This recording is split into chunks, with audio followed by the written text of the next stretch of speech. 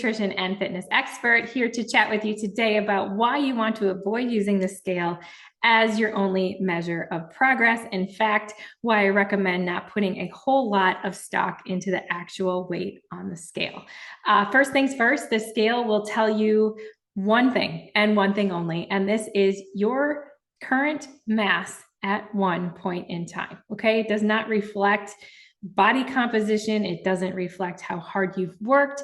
It doesn't reflect whether or not you're holding fluid or have not gone to the bathroom in a few days. It definitely does not determine your self-worth. So remember that. But here is why, 3 reasons that you should avoid putting so much stock into the scale on your fitness and weight loss journey. Okay. Body composition. Number 1. When you are strength training and you're eating in a moderate calorie deficit, you can actually lose fat and build lean muscle at the same time, okay? So you are going to perhaps notice not a huge shift on the scale when you're in fact making some really great progress changing that body composition, okay? Same thing. One point in time compared to a year or 2 down the road, your body composition could be completely different. If you're doing a great job lifting weights, eating sufficient protein, doing a lot of really great things, the scale may change. It may actually go up, but your body composition is going to be much more favorable. So the scale does not tell us your body composition. It only tells us your actual weight at one point in time. Now, some may argue, well, what about the body composition scales, the ones that I hold and they tell me what my body fat composition is? I will tell you these types of measurements are highly inaccurate, and I would not put a whole ton of stock into the readings that you're finding on these home machines, okay? If you're actually going to check your body composition, I would recommend using a skilled practitioner. Underwater weighing is going to be one of the best methods to use. A highly skilled person doing a skin fold assessment as well as a DEXA scan can be a little bit more accurate reflection of what your actual body composition is. So I typically don't recommend using the home scales for body composition analysis. I just think that they have a lot of variability to them and they tend to be highly inaccurate. All right. Number 2, the scale can fluctuate. All right. We know this. There are so many factors contributing to fluctuations that occur on the scale. This is why you can see huge change in one day. The scale can say one thing, and then the next day it could be up 2 to 3 or more pounds. It's not because you gained 2 to 3 or more pounds overnight of fat. That just does not happen. The scale can fluctuate due to recovery after a hard workout. You put in some really good time and you lifted some really heavy weights. There's a lot of repair and recovery going on in those muscles. You may be retaining some extra fluid because of that. You could also have eaten more carbohydrates than you typically do. Now, just because you've eaten a plate of pasta last night doesn't mean you gain 2 to 3 pounds of fat, okay? You may think that because the scale reflects that, but what actually happens is carbohydrates are stored in our body and they're stored as glycogen.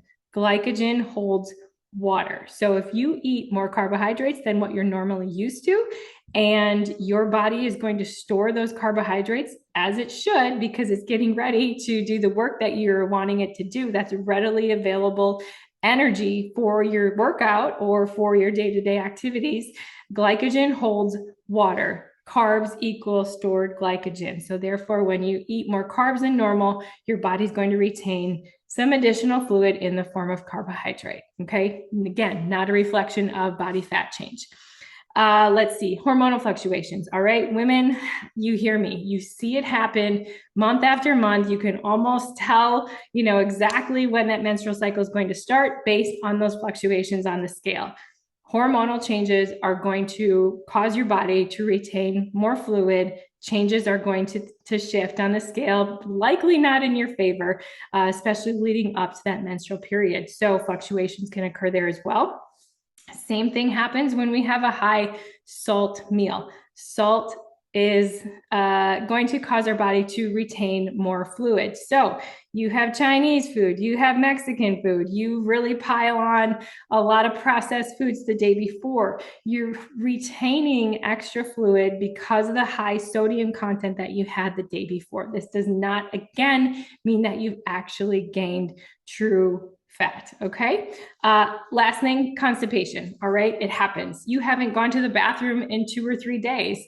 Not a good thing. All right. I would talk with you a little bit more about trying to be more regular and incorporating more fiber into your diet, but it happens. If you haven't had a bowel movement in a couple of days, everything kind of gets backed up. You're holding some extra weight. So a lot of reasons that the scale may not accurately reflect your true weight. Okay. Here are my recommendations. These are much better indicators of progress. If you are struggling to see changes on the scale, if it's frustrating you, if it's causing you to want to give up, to quit, to stop doing what you're doing, I would say stay away from the scale and use how are your clothes fitting as one of the best measures of progress. The jeans don't lie. Okay. Yes, they may be stretchy, but they typically don't lie. You can generally tell when they're getting tight or when they're getting loose. How your clothes are fitting is one of the best indicators of your progress.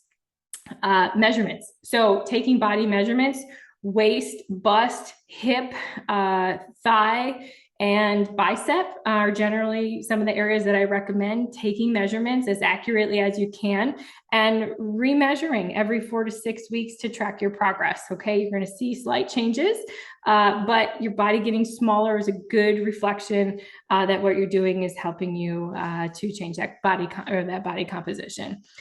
Progress pictures. Okay. Yes, you can, alter some of this with changes in lighting and that kind of thing. But, if you try to be consistent with where you took the picture and what you're wearing to maybe 4 to 6 weeks later, if you're making progress, you are going to see some subtle changes in those pictures. So progress pictures can be very, very telling of your progress. Okay. And I know it's not always a fun thing to do, but it's really nice to look back on a month ago, 2 months ago, 6 months ago. What did my body look like? And now I can kind of see this physical change.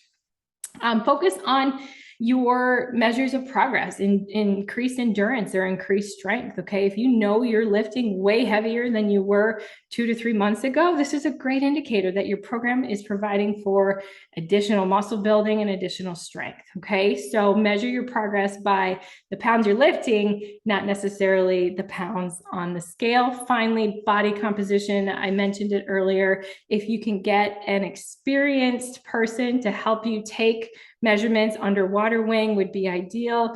Someone who's very experienced in skip fold as well as DEXA is going to be a great option for you to accurately look at your body composition. You can look at body fat percentage as well as muscle percentage and see how that changes over time. Again, I'm stressing it has to be an accurate method because they can fluctuate. They can vary based on the person if they don't have a lot of experience, or again, some of the home scales can be affected by numerous things, including hydration status, which could change your percentage from 5 to 7% or more, depending, which could be very discouraging as well. Okay, so if you're not going to be able to measure your progress as well, it just really depends on the level of accuracy of these methods that you're using. So my goal for you is to perhaps use other measures of progress to see how you're doing. Don't put a whole lot of stock in the scale. Yes, it can be one measure of progress and we can use it. What I would suggest if you're going to use the scale, I hate to say weigh daily, but it really helps to provide a more accurate representation of changes in your weight if you can do a weekly average, which means you get on the scale every single day and you measure. And then at the end of the week, you take your average for the week of what your weight was, and then compare it to the average of the week for the following week. So this is going to level out some of those fluctuations that you see and can give you a more accurate representation of your progress if you're looking at that average daily weight.